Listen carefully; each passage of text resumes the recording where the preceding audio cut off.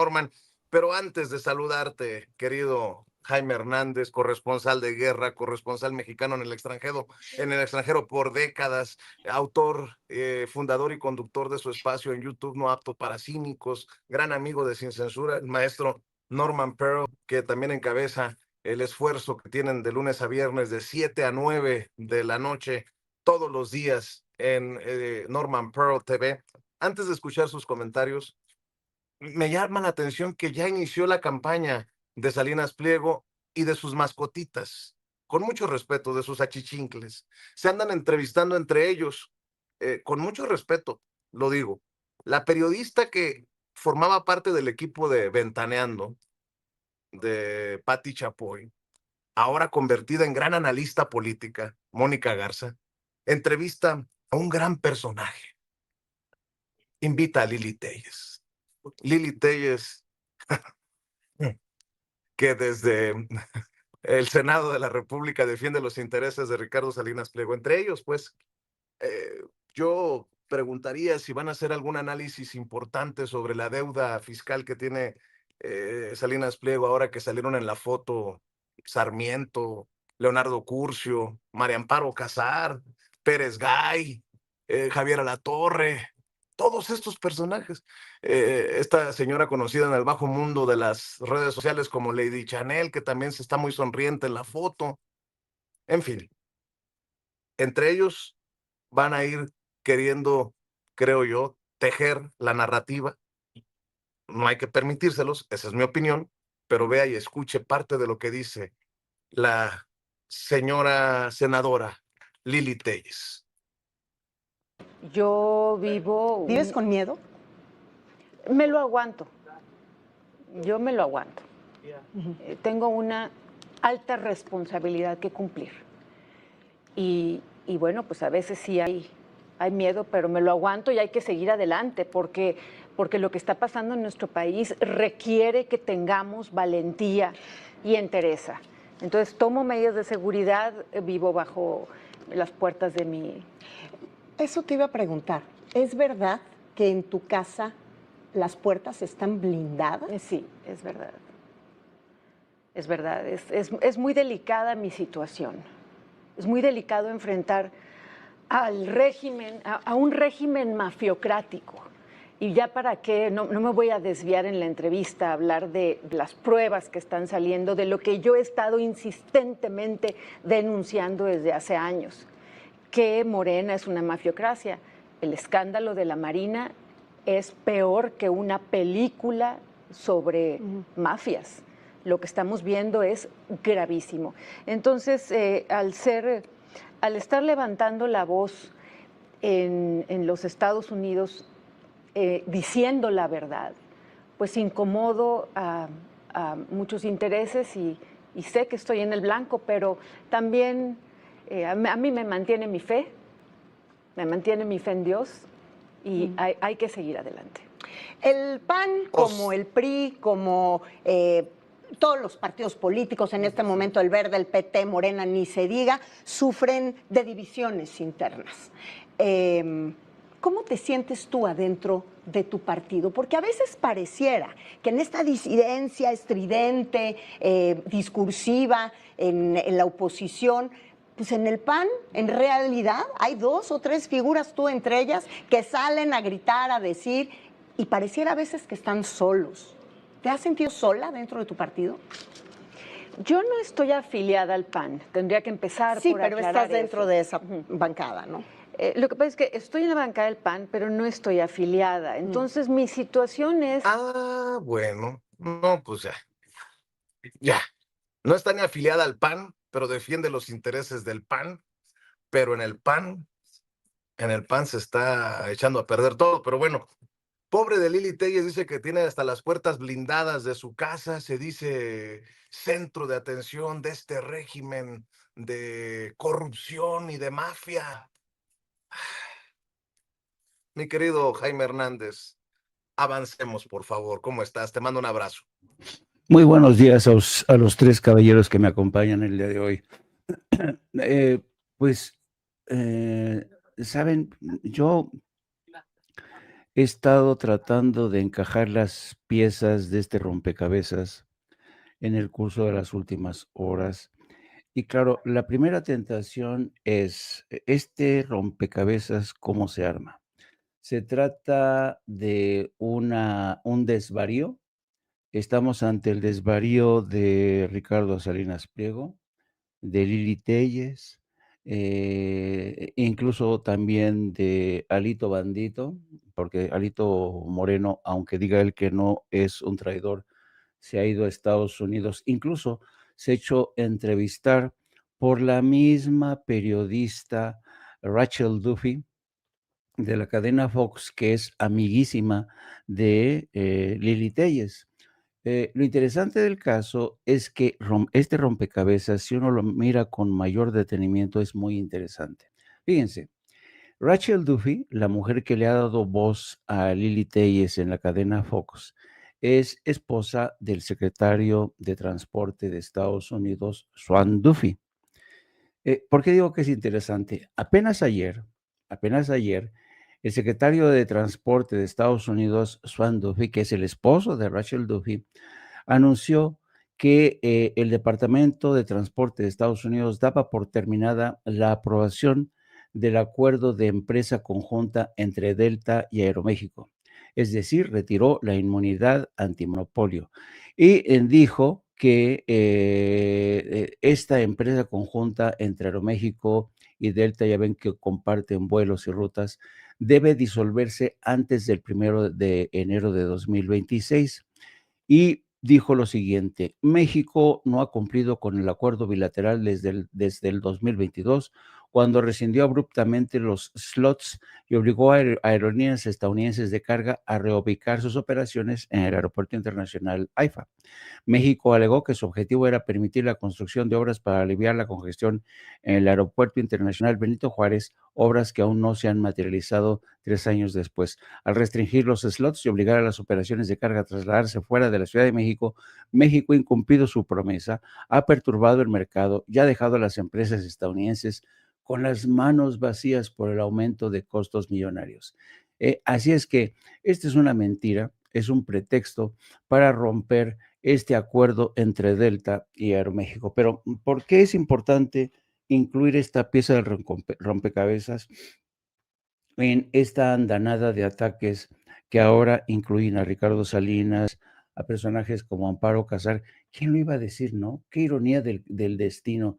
Amparo Casar, que encabeza una organización que se supone lucha la corrupción, lucha contra el cohecho, y la coerción y sobre todo la extorsión, porque grosso modo lo que está haciendo Ricardo Salinas es tratar de convertirse no solamente en víctima, está tratando de extorsionar al Estado de México. Válgame, ustedes imagínense si ustedes, este ladronzuelo que se encumbró al poder, que es una criatura del capitalismo neoliberal, que hizo su fortuna gracias a precisamente a las alianzas políticas que se fraguaron durante el neoliberalismo, va a ser el extorsionador mayor de la 4T. Válgame, por eso a veces tengo la tentación de pensar que esto es un desvarío, si no fuera por el contexto que tenemos actualmente. Yo prefiero ver las cosas en un contexto más amplio. Desde que se designó, que desde mi punto de vista fue una grosería, a Ronald Johnson como embajador de Estados Unidos en México, hay que recordar que Ronald Johnson es un exoperador de la CIA que hizo su trabajo muy bien en esa época en la que el interés de Estados Unidos era alentar golpes de Estado en Centroamérica y sofocar movimientos insurgentes que para deshacerse de autócratas que asfixiaban a los pueblos. Entonces, Ronald Johnson es un experto en desestabilización, es un experto en operaciones para derrocar gobiernos. Pongamos esa pieza en otro lado. Luego tenemos los planes de Estados Unidos en todo el hemisferio, que nadie sabe muy bien por dónde van estos planes hacia el hemisferio, pero todo parece indicar que Estados Unidos estaría aplicando o utilizando los mismos manuales que utilizó en Centroamérica para atizar o sofocar movimientos que le permitieran de alguna manera establecer una suerte de cortafuegos en Centroamérica para que el comunismo no llegara a Estados Unidos. Bien, ahora el nombre del juego es Venezuela, un país que tiene unas enormes reservas petroleras y que Estados Unidos tiene en la mira bajo el supuesto, bajo el pretexto de que Nicolás Maduro le ha declarado la guerra a Estados Unidos a través de las pandillas que envían narcotraficantes y envían cargamentos de droga monumentales a través de lanchas rápidas. Apenas ayer vimos cómo la administración Trump presumía la destrucción de una tercera lancha rápida. No se especifica la carga, no se dice la identidad, solamente se señala que eran narcotraficantes, como siempre, que estaban a punto de entrar a Estados Unidos para dañar la salud de millones de estadounidenses. Entonces, pongamos todas estas piezas en ese rompecabezas. Para mí está claro, yo creo que Donald Trump y sus operarios están conscientes, primero, de que Nicolás Maduro no puede disponer de una riqueza petrolera que le da estabilidad, podría darle estabilidad económica y lo que es más, lo convierte en un aliado bastante atractivo de China y de Rusia. Y luego tengamos también muy en cuenta las operaciones y los movimientos que uno parece ser que no están conectados.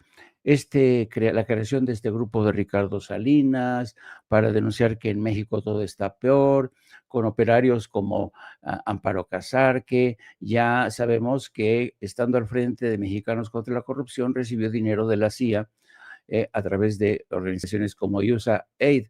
Y tenemos entonces a toda esta gente que son los nostálgicos del neoliberalismo, que se han dispuesto no solamente a defender al patrón, a Ricardo Salinas, sino defender un modelo, un estilo de vida de la derecha. Entonces, yo creo que realmente uno puede burlarse todo lo que quiera de Ricardo Salinas Pliego y de este movimiento, pero no es tan inocente y yo diría que no es tan ingenuo si lo contemplamos en el amplio espectro de lo que está ocurriendo en América Latina. No cabe duda que desde que llegó Trump decidió resucitar la doctrina Monroe del siglo XIX para reclamar América para los americanos, es decir, Latinoamérica y todo lo que ocurre ahí para los latinoamericanos. Déjenme, miren, aquí lo tengo. Quiero recomendarles a los que puedan leer en inglés. Es un libro que se llama Las revoluciones inevitables. Bueno, este libro, Las revoluciones inevitables, el autor es Walter Lefebvre. Walter Lefebvre. Bueno, Walter Lefebvre, ¿quién es? Walter Lefebvre es uno de los historiadores más respetados, más serios en Estados Unidos. En esta obra, el Walter Lefebvre hace un compendio, un recuento de todas y cada una de las revoluciones inevitables en América Central. Si ustedes leen este libro, es prácticamente el manual de operaciones de cómo Estados Unidos, la CIA, toda esta gente intervino de manera sistemática para destruir Centroamérica. ¿Para qué? A Estados Unidos nunca le importó que Estados Unidos se convirtiera en su patio trasero, que hubiera muertes, que hubiera destrucción, que le importó alguna vez que Centroamérica se sumiera en la pobreza, que fuera fuente constante de éxodo, de un éxodo que no termina. No, nunca le importó. A lo que le importaba a Estados Unidos era imponer autócratas, como está haciendo de nueva cuenta en Ecuador con Daniel Noboa, que es un autócrata, como intenta hacer ahora en Perú con un político de derecha a quien todos conocen como Porky. Es decir, este es el plan. ¿Qué es lo que ocurrió en Salvador? Nayib Bukele.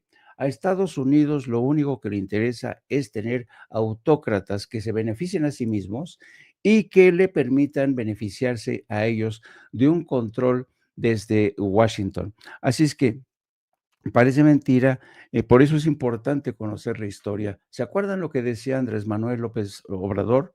La historia es la maestra de la vida, y quien no conoce la historia tropieza 2 veces con ella. Así es que, a lo mejor algunos me dirán: "Jaime, creo que estás exagerando en tu análisis de Ricardo Salinas, su movimiento no va a aprender, su", no, pero si sumamos los esfuerzos de es Ricardo Salinas, con los de la señora Lili Telles, con el de Alito Moreno, sumamos su alianza con Rachel Duffy, esposa del secretario de Transportes de Estados Unidos, sumamos el contexto de la actual agresión que está sufriendo Venezuela, con el interés del petróleo, los yacimientos petroleros que subyacen en Venezuela, pues como que todo cobra otro sentido. Yo creo que cuando uno es consciente de lo que ha ocurrido a lo largo de la historia, por eso es importante conocerla, ¿no? Insisto, no se lo van a perder, ¿eh? Es un gran libro. Las revoluciones inevitables en Centroamérica, lo malo es que no hay una versión en español de Walter Lafebre, para que crean, para que vean las cosas desde otra perspectiva. Creo que es muy interesante siempre tener presente. Aparentemente mucha gente dicen: Oye, ¿qué es lo que ocurre con Donald Trump? Yo no le veo ningún sentido a su geopolítica. Por un lado, dice que defiende a Ucrania, pero por otro lado, apoya de manera encubierta a Vladimir Putin. ¿Qué es lo que pasa con Donald Trump? Por un lado, dice que es atroz lo que está pasando en Gaza, pero por otro lado, está apoyando un exterminio, un genocidio que es brutal, que es inhumano. ¿Qué le pasa a Donald Trump? Que está atacando a sus mejores amigos en el hemisferio, como a México, una especie de pan con cordonazo con el que tiene sometido a México. Claro. Y la presidenta de México ha hecho todo lo que está en su poder y en su inteligencia para capotear a este animal. Yo creo que estamos viviendo un momento interesante, preocupante, que hay que tomarnos muy en serio y hay que llamar a esta gente por su nombre. Me refiero a Carlos Salinas, me refiero a Lili Telles, me refiero a Lito. Son unos traidores, queridos amigos. Después nos cuentas del personaje este que entrevistó a Cedillo, que dice Paco que seguramente tú lo conoces muy bien, ¿no? En la segunda vuelta, si te parece, maestro Jaime Hernández, apaguemos las cámaras, las luces. Vicente Fox ya respalda a Ricardo Salinas Pliego, lo que faltaba. El expresidente de México, Vicente Fox, dice: un ejemplo para la casta empresarial mexicana, defender al país, rectificar el rumbo, recuperar nuestra democracia, sus libertades. Felicito a Ricardo Salinas. Mi querido Norman, escucho también tus comentarios. Bueno, Vicente Fox no es precisamente la voz más autorizada para estar en pos de la congruencia. No hay que olvidar que Vicente Fox, siendo panista, que mucha gente se pregunta, y ahorita voy a hablar acerca de esto, mucha gente se pregunta, bueno, ¿qué es el panismo, no? Porque hay gente que se sume panista y difícilmente puede demostrarlo por muchas razones. Pero regresando a Fox, vemos a Fox como durante el proceso para elegir al sucesor de Felipe Calderón, apoyó abiertamente a Peña Nieto, pero además de una forma hasta grotesca, ¿no? Porque él era panista, aparentemente, y algunos le llamaban neopanista, que era una corriente nueva que se había adueñado del partido, hay que decirlo, y ellos apoyaban a Peña Nieto y tenían candidata, ¿no? Tenían una candidata que, por supuesto, no estuvieron ni en capacidad ni en el deseo de llevarla al poder porque querían que fuera uno de sus socios, ahora uno del PRI, quien se hiciera a cargo del gobierno y le siguiera favoreciendo. Hace un rato hablaste de la entrevista que hizo Mónica Garza a Lili Telles. O sea, una lectora de noticias a otra lectora de noticias, aunque creo que Mónica Garza también fue una lectora de noticias de espectáculo, ¿no? También fue gente de Ventaneando. Pero bueno, para el caso, Mónica Garza es lo mismo. Mónica Garza es hija del Meme Garza. Pocos recuerdan al Meme Garza, pero el Meme Garza y su padre, o sea, el abuelo de Mónica Garza, fueron los dictadores de Reynosa, fueron los dictadores priistas, inclusive del norte de Tamaulipas. Y ellos, evidentemente, Mónica Garza no olvida sus raíces y está reaccionando en apoyo de su propio partido, ¿no? Del PRI. Pocos conocen la historia de esta familia, pero es una familia que se enquistó en Reynosa, Tamaulipas, y, insisto, en el norte de Tamaulipas, y crearon condiciones terribles en términos políticos. Esto es, eran priistas y de repente se fueron paulatinamente volviendo panistas de acuerdo con el éxito que tuviera el otro partido. Pero para fines prácticos, pues han sido lo mismo, ¿no? Ya lo definió muy bien el presidente López Obrador, el expresidente López Obrador, cuando hablaba del prianismo, ¿no? Siempre fueron lo mismo. Y Lili Téllez se asume como no militante panista. Pero déjenme decirles una cosa, a mí me pasa mucho, o me pasaba cuando había algún debate en donde las tías panistas, como suele decir ahora, decían, yo soy panista de hueso colorado. Y yo les decía lo mismo, porque además es una forma de descubrirnos muy fácilmente a cualquier persona que se asuma como panista o como priista. Ninguna, yo les decía, bueno, ¿y por qué tú coincides con los propósitos, con los objetivos del PAN? Bueno, porque buscan esto, y bueno, ok, muy bien, pero ¿qué dicen los estatutos? ¿O qué dice su declaración de principios? Estos son documentos básicos de todos los partidos políticos en nuestro país. Y no sabían, nadie sabía que existía un estatuto o que existía una declaración de principios. De tal suerte que realmente no sabían la esencia, no conocían la esencia del panismo. Con respecto a Salinas Pliego, un saltimbanqui de gobiernos, pues como todos los varones del dinero en este país, pues él fue dando brincos, fue dando tumbos. Primero, pues obviamente muy cercano al priismo de Carlos Salinas de Gortari, quien le regala en una subasta amañada, quien le regala Imevisión, que después sería TV Azteca, que roba un canal, que roba el canal 40 a base de un golpe militar o paramilitar o policial, y que ahora pretende crear un movimiento que él llama anticrimen y anticorrupción. Aquí el problema gravísimo de Ricardo Salinas Pliego es que su pasado, sus conductas lo hunden. ¿Quién le va a creer a una persona con estas características, ¿no? ¿Quién va a pensar en que el mayor deudor de impuestos de este país, que esto es un acto criminal, dirían en Estados Unidos, por lo menos un delito en México? ¿Quién le va a creer a un delincuente que quiere hacer cambios dramáticos que beneficien al país? ¿Quién lo va a hacer? ¿Quién le va a creer a un tipo que teóricamente compra la televisora con un préstamo de $30 millones que le da Raúl Salinas, hermano del que le vende el canal, que es Carlos Salinas de Gortari? ¿Quién le va a creer? ¿Quién le va a creer, por ejemplo, a sus corifeos? ¿Quién le va a creer a sus incondicionales, como a La Torre, como Martín, como toda esa Pati Chapoy, etcétera? ¿Quién les va a creer algo? ¿Quién va a pensar que esta gente está siguiendo un propósito de carácter político, social, que beneficie al país? ¿Quién lo va a hacer? Es muy difícil entenderlo, sobre todo porque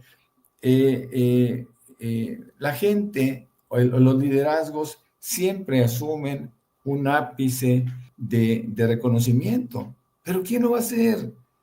Con delincuentes, ¿no? O con empleados de delincuentes que se han enquistado en un grupo que ahora podemos identificar ya como un grupo pseudopolítico, ¿no? ¿Quién les va a creer a estos? ¿Quién está dispuesto a creer a esta gente? Claro. ¿No? ¿Quién? Esa es la pregunta que nos tenemos que hacer todos. Por eso sus fracasos, Vicente, Jaime, Paco, por eso sus fracasos tan evidentes y lamentablemente para ellos tan esperados, porque nadie les cree nada, ¿no? Nadie. Entonces, bueno, esto no va a dejar de ser una anécdota, va a tener que abandonar el propósito pronto cuando vea que sus resultados van a ser escasos y bueno. Ahora, fíjense qué interesante lo que dice aquí, la envidia, el resentimiento. Bueno, sin duda alguna, Salinas Pliego sigue dando patadas de ahogado, porque él tiene resentimiento con el movimiento de Morena, porque le cobraron los impuestos. A ver, ¿cómo es posible que a un delincuente que estableció ciertos apoyos en algún comité en el cual participó con el presidente López Obrador y que después el presidente le dijo, no, una cosa es que participes como asesor empresarial dentro de un grupo específico para que nos den ideas, y otro es que por haberlo hecho quieras dejar de pagar impuestos, ¿no? Tú y todos van a pagar impuestos, y esto no lo pudo tolerar. Sabemos perfectamente bien que el expresidente López Obrador le dio la posibilidad de salir adelante con lo que permite la ley, que son eliminación de algunas multas y recargos. Y no lo aceptó, porque ni siquiera el principal estaba dispuesto a pagar. Así que hablar de Ricardo Salinas Pliego, efectivamente, es hablar de un payaso, es hablar de un individuo que simplemente hace todo esto para evitar pagar 74,000 millones de pesos al erario, que finalmente es dinero del pueblo, y por eso el pueblo está tan molesto con este individuo. Creo que eligieron a la peor opción.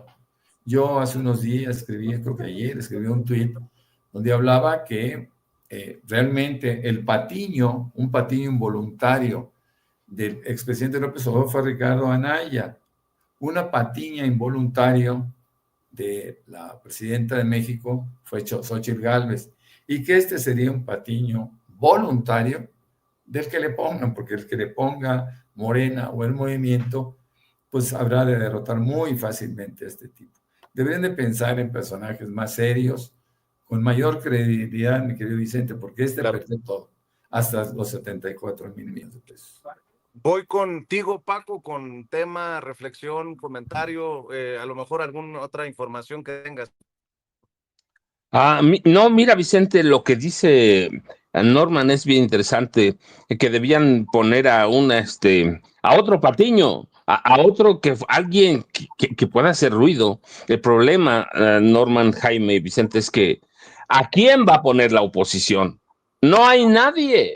Nadie verdaderamente. Se han pasado desde 2017 culpando a Morena de todo, venezualización, a Cubazuela, lo que quieran, lo que aleguen. Se han pasado desde entonces tratando de que Estados Unidos derroque a Morena. Así que no tienen a nadie. No tienen a nadie. Su mejor carta, imagínate este tipo, que yo digo es patético, así que ¿a quién le van a pedir ayuda? ¿A Lito Moreno?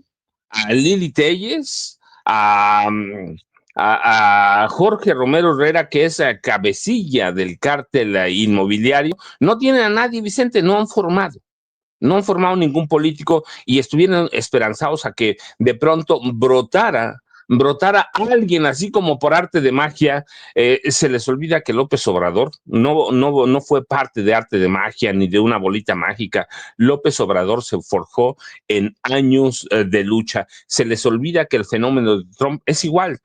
Nos puede gustar o no, pero Trump no fue un fenómeno como López Obrador de un día.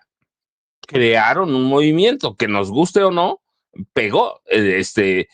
López Obrador creó a Morena, Trump creó a MAGA, pero no se hacen los líderes en un día. Eso se olvida la oposición mexicana, que también siempre tomó los peores ejemplos del capitalismo, los peores ejemplos del neoliberalismo.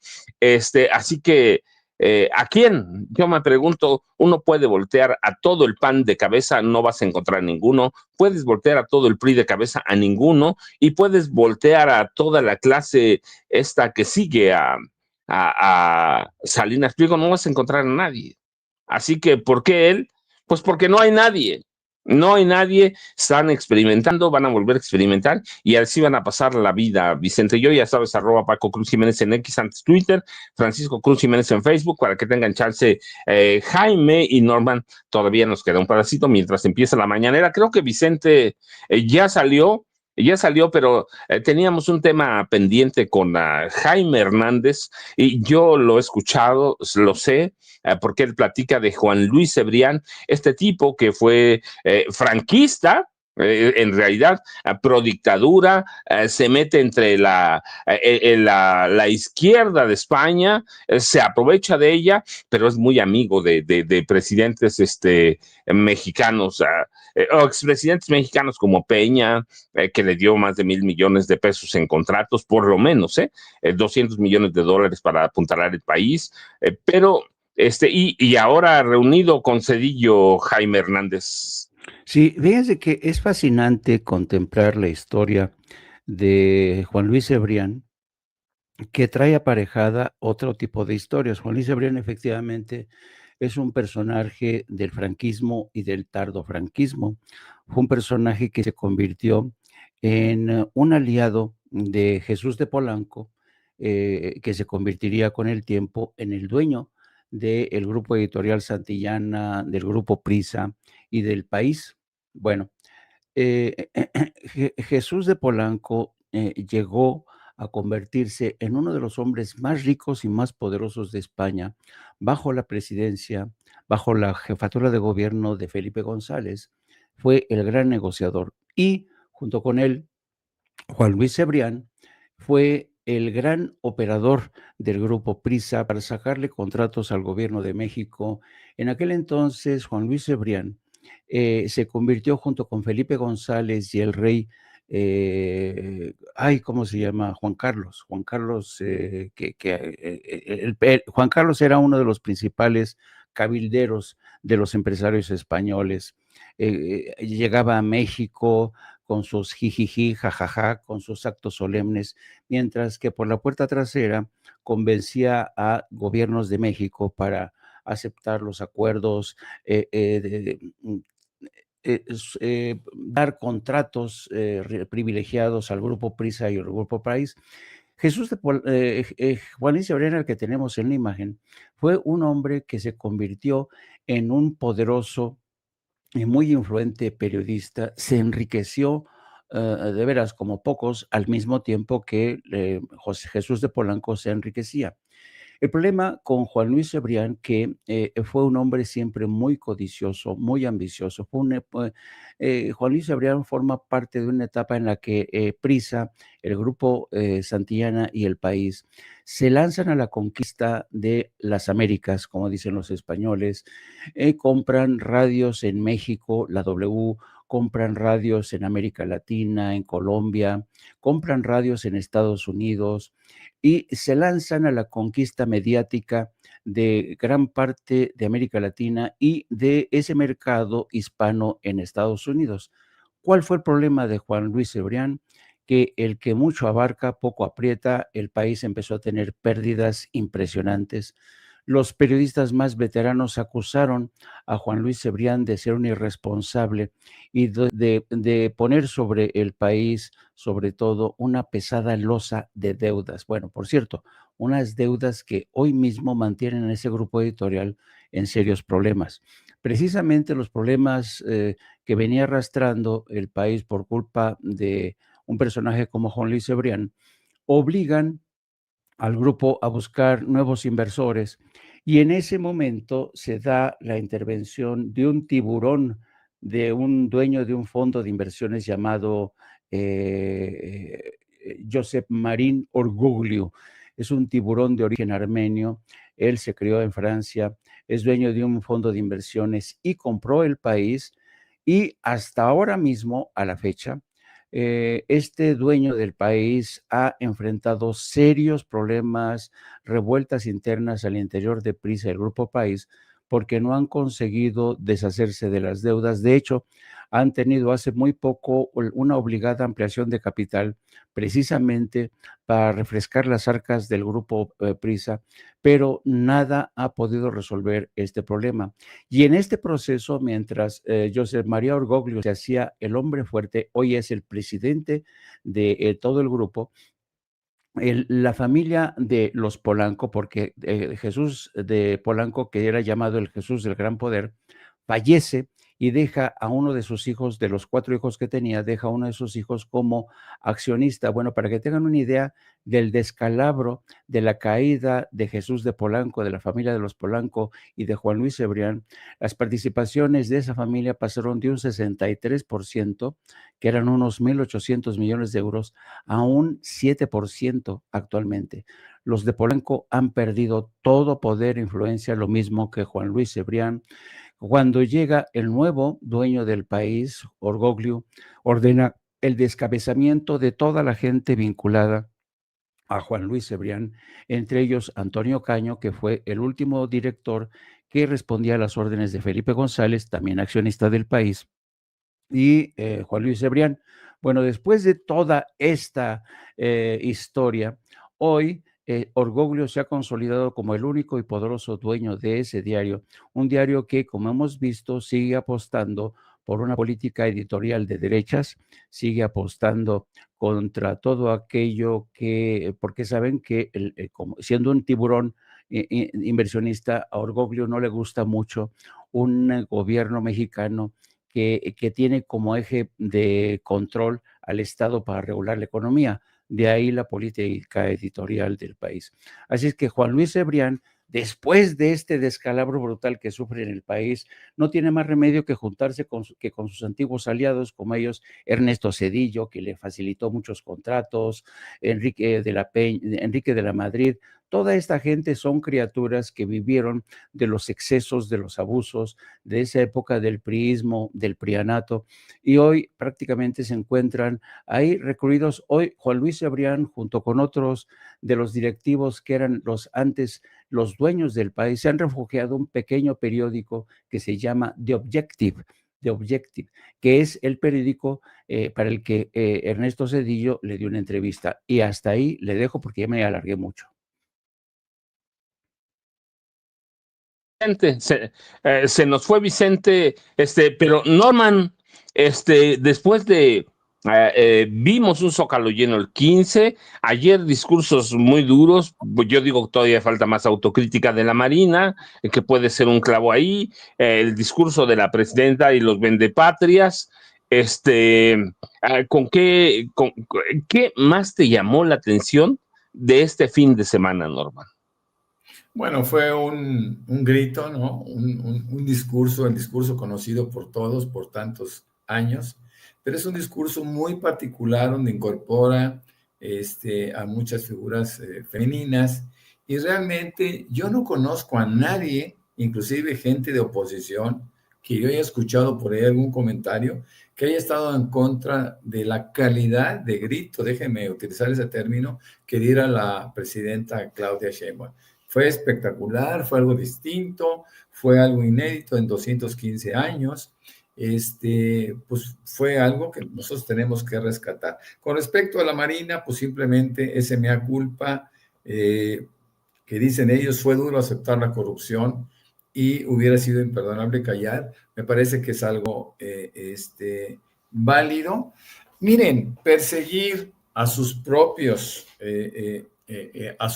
integrantes, perseguir el gobierno de Morena, a Hernández Bermúdez Requena, y llevarlos a la cárcel o detenerlos o por lo menos iniciar procesos, eso habla muy bien de un gobierno. Créanme que esto le está dando la vuelta al propósito de la oposición cuando pretende hacernos saber que hay complicidades. No hay complicidades. Sin embargo, las complicidades sí las vimos siempre con Felipe Calderón defendiendo a García Luna y defendiéndose a sí mismo. Así que bueno, pues queda muy claro que hay comportamientos muy distintos. La presidenta ha dicho que esto va a llegar y llegará todo, tope donde tope, y que no habrá nadie que esté por encima de la ley. Así que nos queda muy, muy claro que tenemos un gobierno comprometido con la legalidad y que combate realmente la corrupción. Yo me siento muy cómodo, me siento contento. Fue un gran fin de semana en muchos sentidos y bueno, y espero que todo el mundo se lo haya pasado muy contento y hayan comido muchos antojitos mexicanos, que para eso nos pintamos solos. Tenemos muchísimos y en cada región se crean tantas y tantas cosas maravillosas. Así que bueno, pues a mí me encuentran como Norman F. Pearl en X y también en Facebook. También tengo ahí un par de cuentas. Y por supuesto, de 7 a 9 de la noche, en el programa que se llama De 7 a 9 de la noche con Norman Pearl, pero basta con que busquen normanpearl.tv y nos verán los tres individuos que estamos ahorita aquí frente a su pantalla, con el gusto, con el placer y con el entusiasmo de siempre. Muchas, muchas gracias y nos vemos más tarde. Por supuesto, antes los programas de los maestros, como No Apto para Cínicos a las 2 de la tarde, que es un programa maravilloso, extraordinario, lleno de conocimiento, lleno de sabiduría, y a las 5 de la tarde, por supuesto, de la videocharla de mi maestro Paco Hernández. Muchas gracias, que pasen un buen día todos y nos vemos más tarde. ¿Qué les parece si yo dejo ahí un temita que podemos ver al rato? Francesca Albanese, que es relatora de la ONU para Palestina, dio a conocer este fin de semana y el lunes mismo que hay evidencias de que hay más de 680,000 muertos en este genocidio allá en la franja de Gaza. Les tiro ese temita. Jaime, ¿con qué vas a cerrar? ¿Con qué nos quedamos? Ya sabemos que al rato, además debo agradecerle que ayer habló de mí en No Apto para Cínicos. Muchas gracias, Jaime, por hacerme todavía más famoso, pero pero además habló cuando estaba hablando de mi cuate Robert Redford. Sí, que no es cualquier cosa. No es cualquier cosa, así que Jaime, ¿a dónde te buscamos y con qué nos dejas después de todo lo que platicamos esta mañana? Es que honor a quien honor merece. Estaba yo transmitiendo y me preguntaron algunos que quién era más guapo, si el maestro Paco Cruz o Robert Redford. Yo, sin duda alguna, el maestro Paco Cruz. Y muchísimas personas que estaban siguiendo el programa coincidieron. No hay mayor guapura que la del maestro Francisco Cruz. Así es que la verdad siempre por delante, queridos amigos. A mí me da mucha envidia la guapura del maestro Paco Cruz, pero ¿qué quieren cuando lo intentan comparar con Robert Redford? Pues imagínense, ¿no? En fin. Bueno, amigos, pues ya saben, los espero a las 14 horas, vamos a hablar de estos temas. Y me pueden seguir también a través de mis redes sociales en @Jaime1 y después a las 19 horas con el maestrazo Norman Pearl y el querido Paco Cruz. Ahí los vemos los tres y pórtense bien y si se portan mal, inviten. Sí, bueno, yo los dejo que se vayan. Estamos a unos minutos de empezar o de ver la mañanera. Así que pásenla bien, nos vemos a la noche. Yo me quedo con ustedes un par de minutos mientras aparece la presidenta Claudia Sheinbaum Pardo. Pero buenos días, Jaime, buenos días, Norman, buenos días a todos.